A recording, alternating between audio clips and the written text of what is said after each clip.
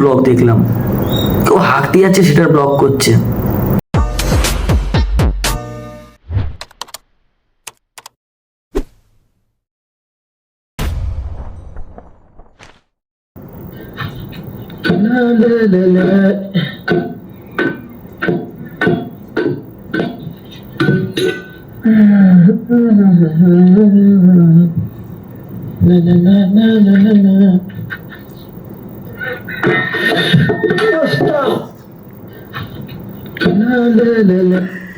কিভাবে নিজের পায়ে নিজে কুড়ুল মারতে হয় সেটা দেখলাম এখন। ওটা পায়ে না, মাঝের পায়ে।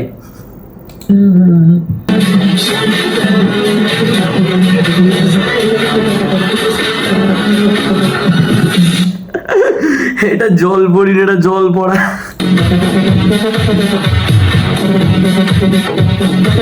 জল পড়া নালাই থাকে, নালা নর্দমাতে জল পড়া পাওয়া যায়।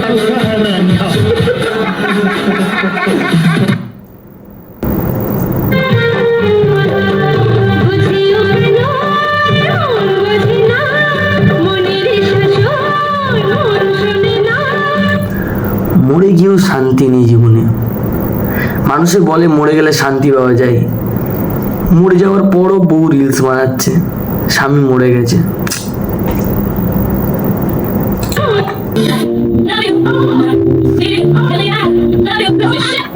দাঁতগুলো হেভি, মুখটা এরকম বন্ধ করে রাখলে মনে হয় সব ঠিক আছে। দাঁত যে মুখটা খোলে এখানে পাকা, এখানে পাকা, এখানে পাকা।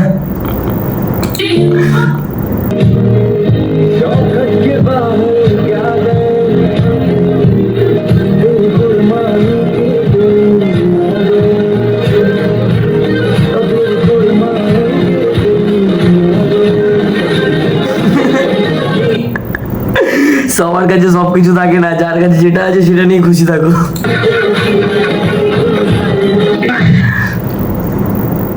ये दुनिया का सबसे मुश्किल डांस माना जाता है। इसे जॉली डांस कहते हैं और ये अफ्रीका की कुरु समुदाय के लोगों का ट्रेडिशनल डांस है।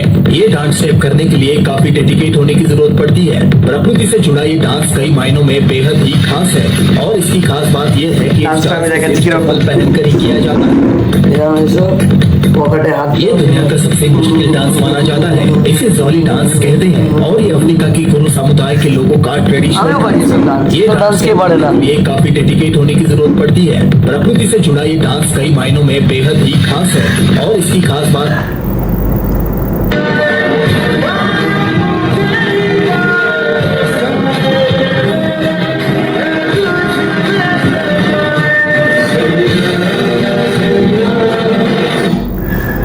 পৃথিবীটা কোন দিকে অগ্রসর হচ্ছে আমি সেটা বুঝতে পারছি না।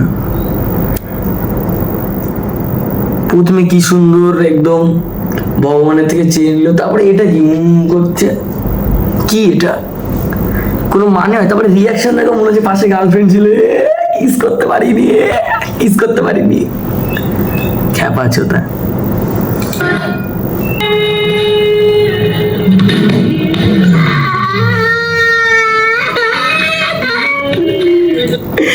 ক্যামেরাম্যানের ভবিষ্যতে মেরে দিয়েছে।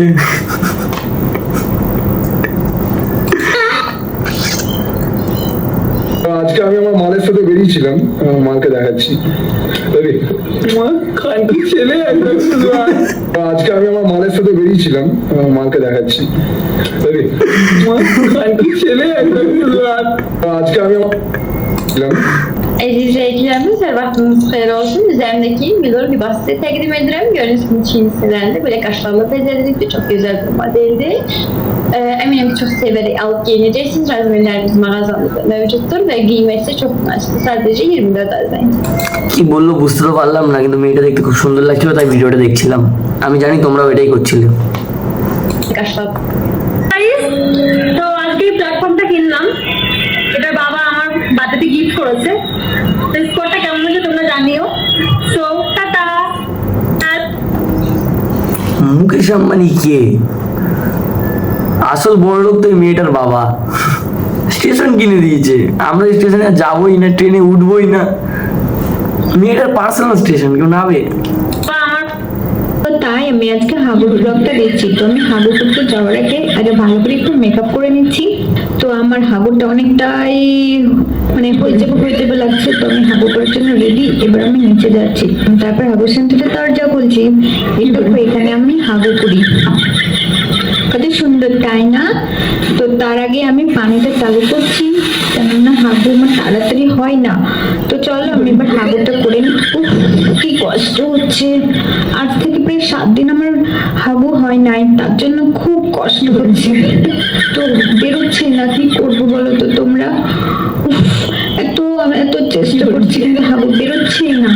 উফ, তো তাই আমি আজকে ব্লগ অনেক রকমের দেখেছি, ঘুরতে যাওয়ার ব্লগ দেখেছি, বিয়ে বাড়ির ব্লগ দেখেছি, মরা বাড়ির ব্লগ দেখেছি, জন্মদিনের ব্লগ দেখেছি, তারপরে বাড়িতে থেকে যা যা করে সারাদিনের ওইসবের ব্লগ দেখেছি।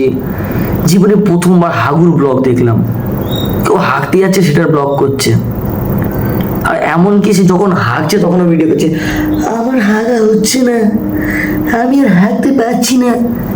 কোনো মানে হয় এগুলোর? কোনো মানে হয়? তুমি হাঁকছো হাগো, তোমার বাথরুম দেখাচ্ছ দেখাও, কিন্তু হাঁকছো সেটাও দেখাতে হবে?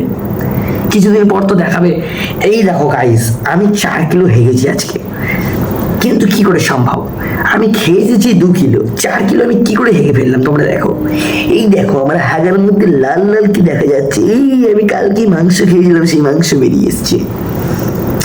বুঝতে পেরেছি, এগুলোই আমাদের দেখতে হবে। দয়া করে এইসব ব্লগ করবেন না। এইসব ব্লগ দেখার পরে আমাদের হাঁকতে যাওয়ার ইচ্ছা পুরোপুরি মরে যায়, অথবা আমাদের খেতে বসার ইচ্ছাটাই মরে যায়। কারণ হচ্ছে এই ভিডিওটা বানানোর পর আমি হয়তো খেতে বসবো, আর খাবারটা যখন ভাতের উপরে ডালটা দেবো আমি, সেই টাইম আমার মনে হবে এটা তো সেই হাগাটা।